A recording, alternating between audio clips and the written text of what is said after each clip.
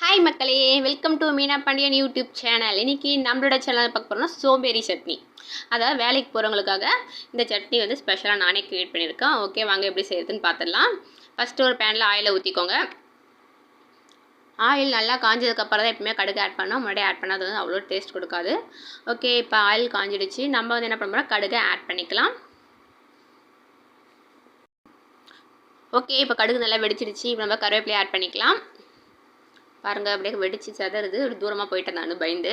இப்போ வந்து 2 காஞ்ச மிளகாய் வந்து ஆட் பண்ணிக்கலாம். காஞ்ச மிளகாய் கொஞ்சம் லைட்டாக அதை கருத்து போனது இந்த மாதிரி. இப்போ வந்து வெங்காயம் நல்லா ஒரு 2 வெங்காயம் எடுத்துக்கிட்டேன் நான். அது நல்லா இது மாதிரி நீட்டு வாக்கத்தில் கட் பண்ணி நல்லா வதக்கி விட்டுக்கோங்க. இப்போ அது வதங்கிறதுக்காக கொஞ்சமாக உப்பு ஆட் பண்ணிக்கலாம். அதையும் நல்லா சேர்த்து நல்லா கலந்து விட்டுக்கோங்க. பாருங்கள், நல்லா இது மாதிரி கலந்து விட்டு மூடி போடணும். மூடி போட்டால் சீக்கிரமாக வெந்துடும். ஓகேங்களா? அதுக்கப்புறம் கொஞ்சம் தக்காளி, அதாவது நான் வந்து 2 வெங்காயத்துக்கு 2 தக்காளி எடுத்திருக்கேன். ஓகேங்களா? அதையும் நல்லா இதே மாதிரி குக் பண்ணிக்கோங்க. வதக்கி விட்டு பாருங்கள், இதே மாதிரி வச்சு வதக்கிட்டே இருக்கணும். அதுக்கப்புறமா கொஞ்சம் உப்பு ஆட் பண்ணிக்கணும். அப்போ தான் தக்காளி வந்து நல்லா சீக்கிரமாக வெந்துடும். உப்பு ஆட் பண்ணி கொஞ்சம் அப்படியே கிண்டி விட்டுட்டு நம்ம மூடி போட்டோன்னா சூப்பராக வெந்துடும். பாருங்கள், இது நல்லா கிண்டி விடுங்க. நல்லா கிண்டி விட்டுட்டு அப்புறம் மூடி போட்டுக்கலாம். நம்ம திறந்துக்கணும். பாருங்கள், நல்லா வெந்துடுச்சு. இது வந்து டிப்ஸு. ஓகேங்களா? எப்பயும் நம்ம ஒரு காய் வேகணும்னா உப்பு போட்டால் சீக்கிரமாக வெந்துடும். இப்போ அடுத்து நம்ம தேங்காய் ஆட் பண்ணிக்கலாம். இதே நல்லா வதக்கி விட்டுக்கோங்க. அவ்வளோதான், வதக்கி விட்டுட்டு இப்போ நம்ம மிக்ஸி ஜாரில் மாற்றிக்கலாம். ஆற வச்சு மாற்றுங்க, இல்லைனா மிக்ஸி வந்து ரிப்பேர் ஆகிடும், ஹீட் ஆகி. ஓகேங்களா? இது ஒரு டிப்ஸ் தான்.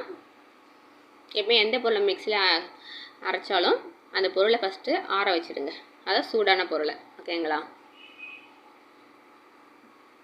இப்போ நம்ம சின்னதாக தாளிப்பு போட்டுக்கலாம். தாளிப்பு போட்டாலும் போடலாம், போடாட்டியும் போடலாம். ஓகேங்களா? ஏன்னா இந்த பிறகு தாளித்து நம்ம செய்கிறோம். நான் வந்து சும்மா தானே இருக்கேன்னு சொல்லிட்டு சும்மா ஒரு தாளிப்பு போடுறேன். ஃபஸ்ட்டு எண்ணெய், கொஞ்சம் கடுகு, அதை நம்ம வதக்கின அதே பேனில் இப்போ நம்ம செய்கிறோம். அதான் பேன் அப்படி இருக்குது. அடுத்தது கொஞ்சம் கருவேப்பிலை. எப்பவுமே கொஞ்சம் லைட்டாக தண்ணி ஆட் பண்ணிக்கணும். ஏன்னா இல்லைனா அப்புறம் சட்னி போய் சுற்றி ஓட்டிக்கும். லைட்டாக தண்ணி ஆட் பண்ணி தான் நான் எப்பவுமே சட்னி ஆட் பண்ணுவேன்.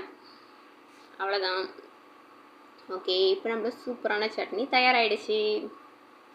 இது வந்து குழந்தைங்களுக்கு ரொம்ப ரொம்ப பிடிக்கும். வேணா நீங்கள் ஒரு ட்ரை பண்ணி பாருங்கள். ட்ரை பண்ணி பார்த்துட்டு எப்படி இருக்குன்னு கீழே கமெண்ட் செக்ஷனில் கண்டிப்பாக கமெண்ட் பண்ணணும். ஓகே ஃப்ரெண்ட்ஸ், இன்றைக்கி இந்த வீடியோ பிடிச்சிருந்தா லைக் பண்ணுங்கள், ஷேர் பண்ணுங்கள், சப்ஸ்கிரைப் பண்ணுங்கள், கமெண்ட் பண்ணுங்கள். Okay, tata, bye bye. Wait யாரும் ஸ்கிப் பண்ணிடாதீங்க. இப்போ நெக்ஸ்ட்டு ஒரு தோசை ஒன்று ஊற்றுறோம். பாருங்கள், தோசை எவ்வளோ ப்ரௌனிஷாக அழகாக வந்திருக்கு. அதுக்கான டிப்ஸ் என்னென்னா, ஃபஸ்ட்டு தோசைக்கல் நல்லா காஞ்சதுக்கப்புறம் தான் நம்ம என்ன பண்ண போகிறோம்னா, கொஞ்சமாக ஆயில் தொட்டு வெங்காயத்தை நல்லா தேய்ச்சிட்டு அதுக்கப்புறம் தோசை ஊற்றுங்க. அப்போ தோசை நல்லா ஒட்டாமல் வரும். ஓகே ஃப்ரெண்ட்ஸ், இந்த வீடியோ உங்களுக்கு பிடிச்சதா லைக் பண்ணுங்கள், ஷேர் பண்ணுங்கள், கமெண்ட் பண்ணுங்கள். டாட்டா, பை பாய்.